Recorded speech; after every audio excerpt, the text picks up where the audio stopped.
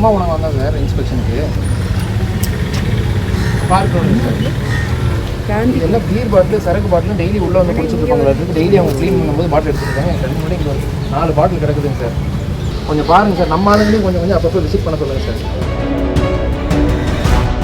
நாமக்கல் மாநகராட்சிக்கு உட்பட்ட அம்மா உணவகங்களில் தொகுதி எம்எல்ஏ திலீப் ஆய்வு மேற்கொண்டார். பூங்கா சாலையில் உள்ள உணவகத்திற்கு சென்ற அவர் அங்கு காலி மதுபாட்டில்கள் கிடப்பதை பார்த்து அதிர்ச்சியடைந்தார். மாநகராட்சி ஆணையரை தொடர்பு கொண்டு பேசிய திலீப், அம்மா உணவக வளாகத்தில் சமூக விரோதிகள் நுழைவதை தடுக்க நடவடிக்கை எடுக்குமாறு கேட்டுக் கொண்டார்.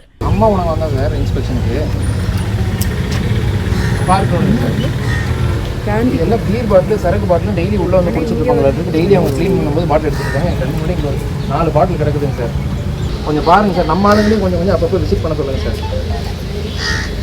உணவகத்தில் குடிநீர் சுத்திகரிப்பு ஆர்ஓ உபகரணம் பழுதடைந்து கிடந்ததை பார்த்து அதனை மாற்றுமாறு உத்தரவிட்டார். பிளே ஸ்டோர் மற்றும் ஆப் ஸ்டோரில் இருந்து பாலிமர் செயலியை QR கோடு மூலம் பதிவிறக்கம் செய்யுங்கள். செய்திகளை உடனுக்குடன் பெறுங்கள்.